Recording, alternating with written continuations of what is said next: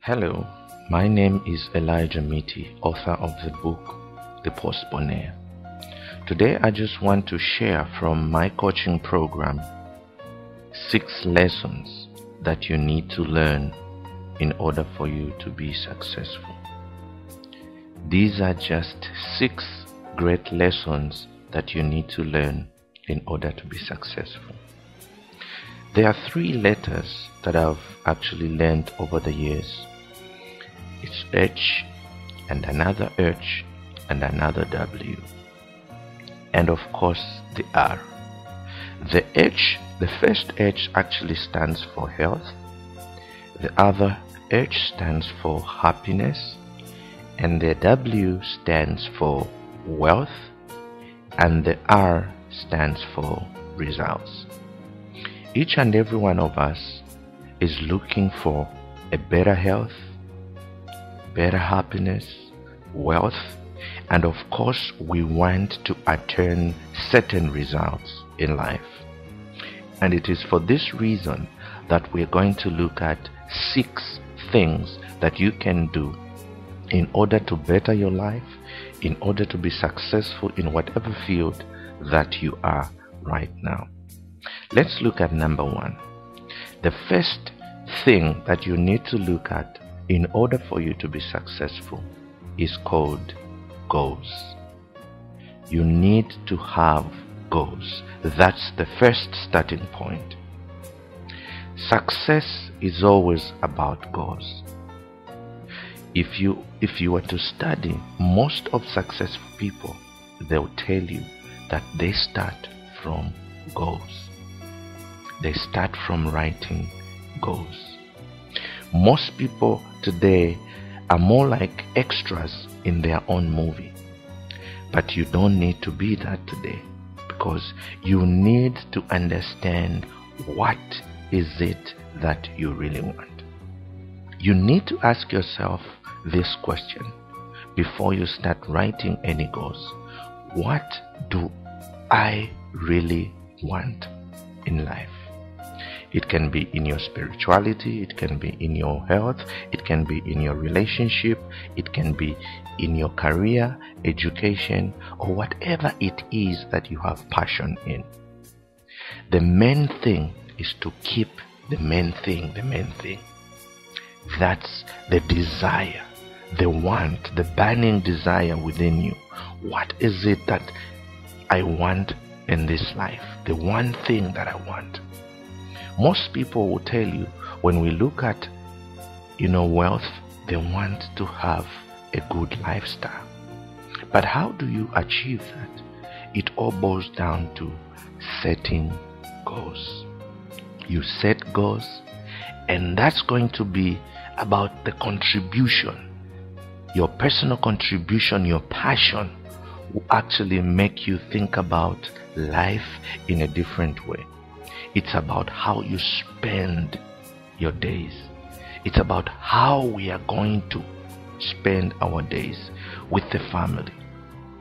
There's one definition on success that I've borrowed from one of my mentors, L. Nightingale.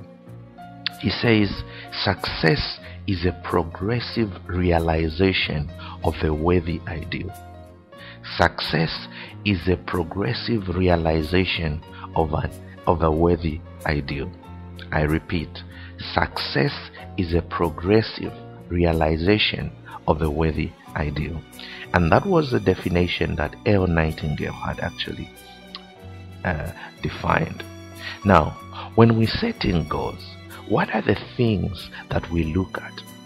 Number 1 is you need to look at, what is it that I know, and how do I know how to do it? What is it that I know, and how do I know how to do it? Most of us have something that we really know. You can be a singer, you can be an author, you can be maybe very good in mathematics, or you can be very good in planning. If you know something, let that be your number 1 thing to bring the wants, the desires in your life into fruition. So number one, you look at what you know and how you know how to do it. Then number two, you ask yourself this question: what do I think I can do? What do I think I can do? In that kind of area, you are looking at certain things where you can actually discover that I have strength in this area, I have passion in this area, I have desire in this area. Everything you read about is about that particular passion in your life. It can be music, it can be singing, it can be writing, it can be dancing, it can be even just gardening. If you love gardening, let that question be: what is this one thing that I always think about and that I can do to the best of my ability, to the best of my knowledge? The third question that you should ask yourself is: what do I want to do about the passion that I have? What do I want to do about the passion that I have? When you have those three questions, there's something that Napoleon Hill's mentor, Andrew Carnegie, said. He says, an idea that is held in the mind, that is emphasized, that is either feared or revered, will begin at once to clothe itself in the most convenient and appropriate form available. Let me read that again. An idea that is held in the mind, that is emphasized, that is either feared or revealed, will begin at once to clothe itself in the most convenient and appropriate form available. Which means the idea that you have, the passion that you have, when you clothe it with knowledge, there is another saying that when you do something often enough, a ratio will appear. That was Jim Rowan. Now, let's look at the second aspect of success. The second aspect of success is your potential and the paradigms. Your potential and the paradigms. When we look at paradigms, there are actually changes that happen in your life.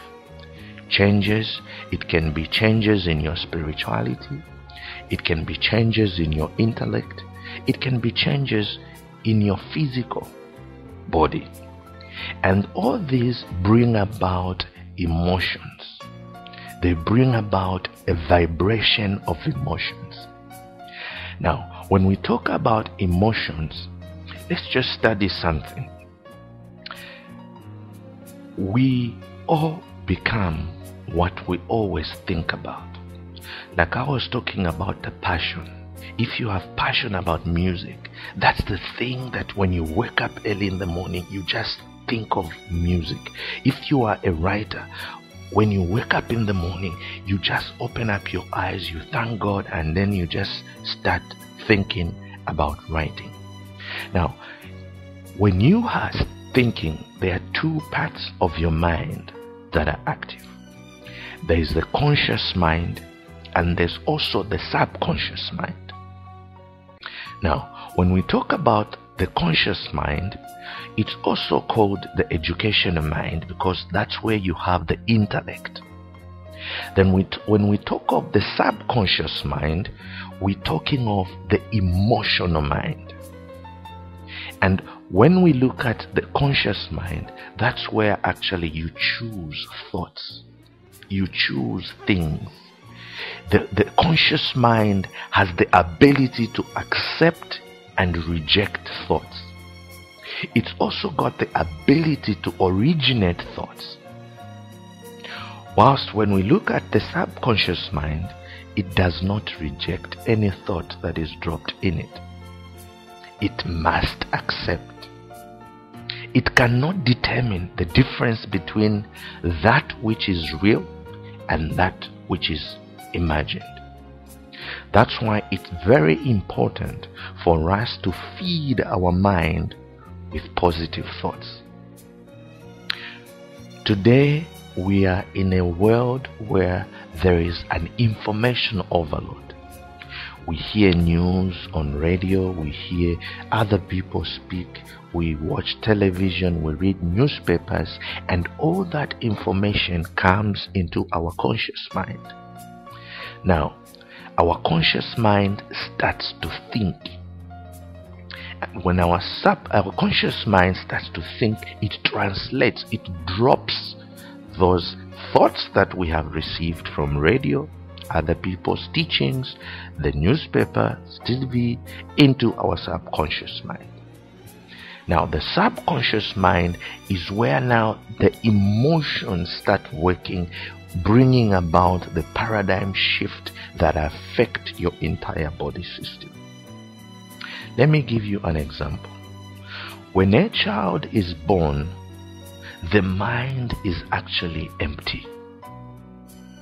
But with time, the child starts developing the mind through the information that comes in through radio, the information that we teach the child from you as parents and other people, and the things that the child starts watching either on television or around us.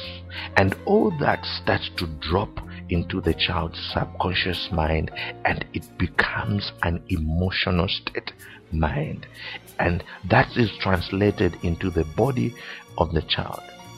Your self-image is actually built from the information that you receive. If from childhood you were told that you were ugly, your mind will be built around that, and that's a paradigm. So you need to change that paradigm by bringing in new habits to change your results. School has given us valuable information. However, school never taught us how to alter our old paradigm, our old way of thinking, into a new way of thinking. That's therefore we need to frequently do what is right and not what is wrong. I think you already know that if you continuously think about evil things, you surround yourself with people that steal. That stealing habit, that stealing message will be embedded in your mind, and next you'll be a big organizer of robbery, bank robberies and stuff.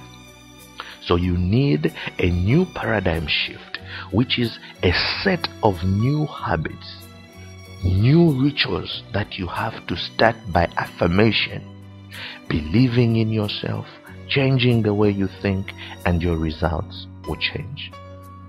Let's look at an area of your life that needs a paradigm shift, that has an enormous influence over you. Number one is your perception. Number two is the use of time. Number three is your creativity. Number four is effectiveness. Number five is productivity. And number six is logic.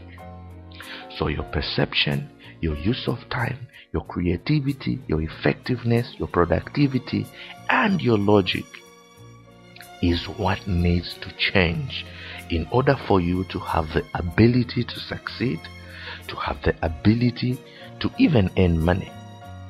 When you want to earn money, you need a paradigm shift. And it starts with just an image of your entire life, and that will change as you begin to improve all the areas of your life.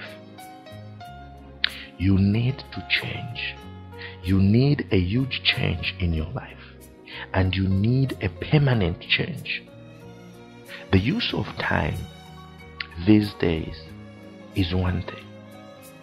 We've always been groomed that you have to work very hard and long hours in order for you to earn money. But These days things are changing. There are people who work less, but with a perception of creativity, effectiveness, productivity, and putting things into logic. They have the ability to earn money more quicker and more efficiently. Now, you need to start creating an image in your mind of where you want to be and embed that image into your subconscious mind. When you impress an image upon your subconscious mind, that image dictates your vibration. Then whatever is in harmony with your vibration will actually be attracted into your life. In other words, you need to start feeding your mind with positive thoughts. Study the field of your passion every day. Learn from people that have succeeded in your area of passion.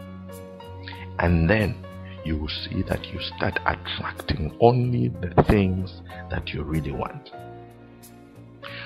What are you attracting in your life right now? What results are you getting? And the answer to this question will only come from you. What do you want to attract in your life? These are some of the things that we need to ask, especially the want. What is it that you really want? That's the basis of setting goals.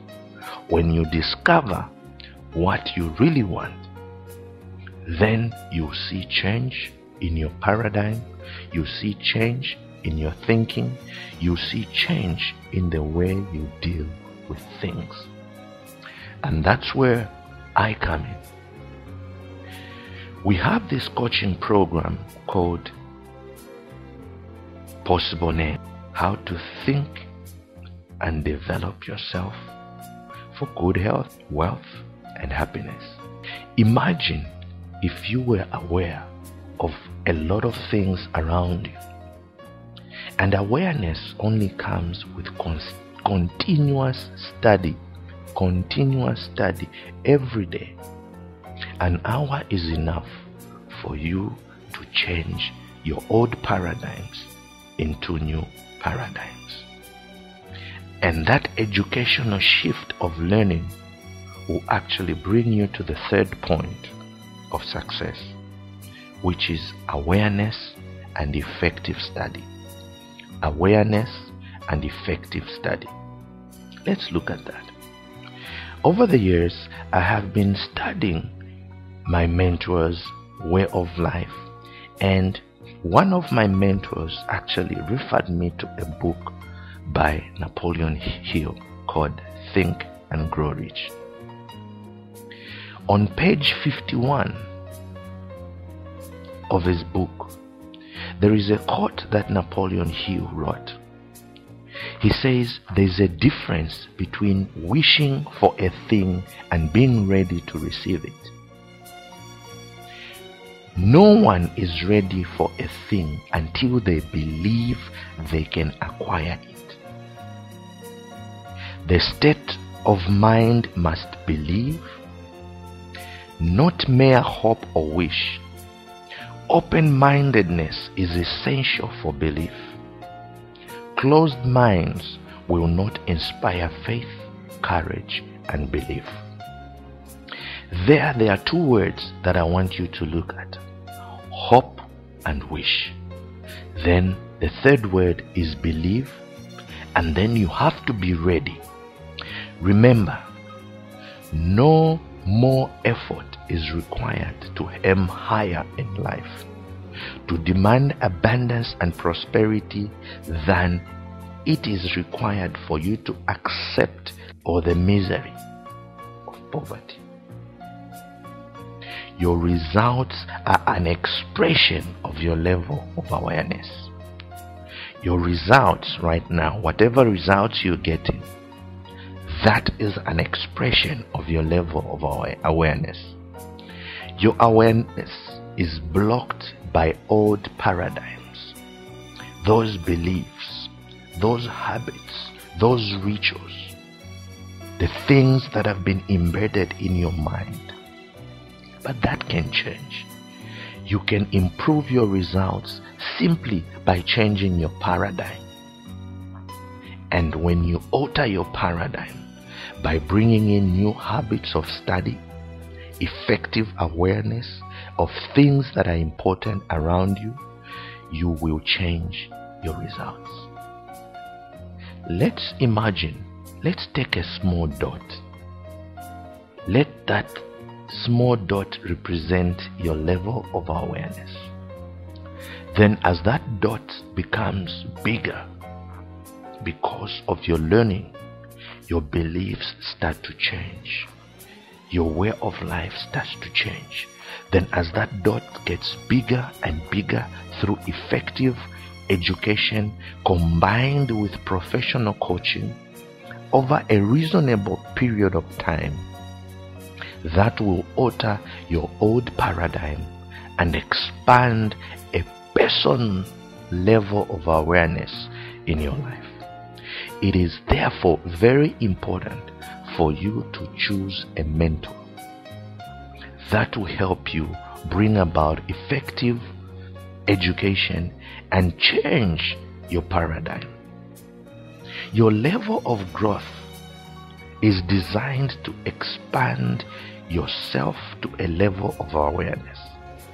As that level of awareness gets larger in your life, it will bring you to the fourth point in this study of success, which is decisions. Decisions. That's the fourth thing that you need to learn. Decisions. Decisions. Look at what Napoleon Hill discovered and wrote about in chapter 8 on decision in his book Think and Grow Rich. Keep in mind, he had researched the lives of over 500 highly accomplished individuals. That was his strength. He studied beliefs, he studied their habits, he studied their emotions, he studied their perceptions, their mindset, their strategies and tactics, the systems they used, the people they engaged themselves with, the processes, the predictability, and he studied what they wanted, why they wanted that, and how they got that. Now, let's move quite speedily. Napoleon Hill wrote analysis of several hundred people who had accumulated fortunes well beyond $1 million mark, disclosed the fact that every one of them had the habit of reaching decisions promptly, changing those decisions slowly, if and when they were changed.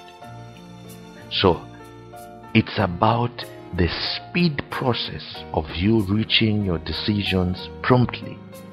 That's the most important thing in this decision process.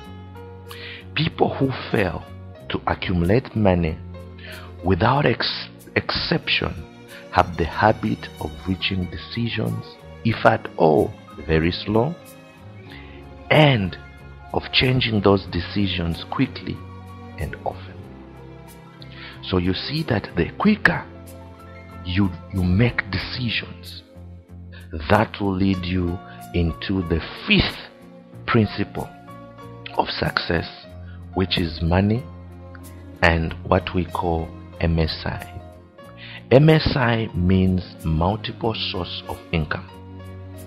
If you study most of the rich people, you will discover that one of their secrets is that they have discovered the old Babylonian principle of having multiple sources of income. There is a quote by Joseph Campbell. He says, "The cave you fear to enter holds the treasure you seek." Most of us, we have been designed We have been groomed to believe that I should go to school, get a better education, work for somebody, and only work and never have any other source of income. But with coaching, you will learn. We can show you how to turn your life around. I'm not promising God.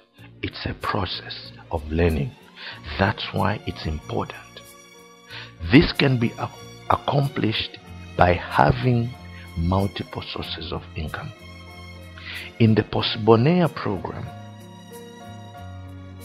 we'll teach you how you can actually develop 15 types of sources of income. Whether you are an expert, a grave digger, a landmine developer, a scientist, an accountant, a gardener, a maid, you can develop these multiple sources of income through our coaching program. Wealth people have always had multiple sources of income. You have to know that the world is getting smaller each and every day. We are only hours away from anywhere now. You can have lunch in Johannesburg. You can have dinner in another country. You can actually reach 1 million people by the press of your enter button when you have an email list. That's how small our world is getting. But we can only enjoy the health, happiness, and wealth and change our results by adopting this principle of MSI, having multiple sources of income. That's how we're going to grow even in our business. That's how you are going to increase your bank balance. That brings us to the 6th and final point in this teaching, the power of repetition. The power of repetition. Why is repetition necessary in changing your paradigms?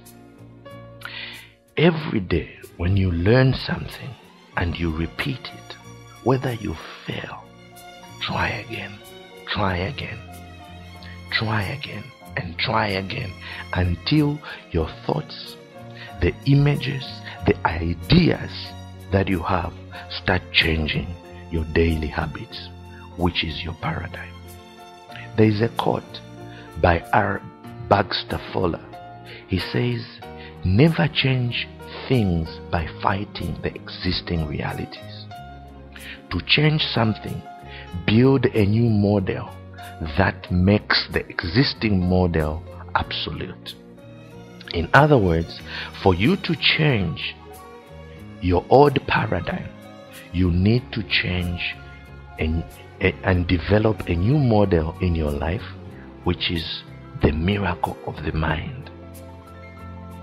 The mind is the greatest power in all creation that you were ever given by God. And you can accomplish all this by changing your future, by making a decision today to never give up. It's about your future decision. Never, never give up. My name is Elijah Miti, and I'm saying, I know something about you. There is greatness within you.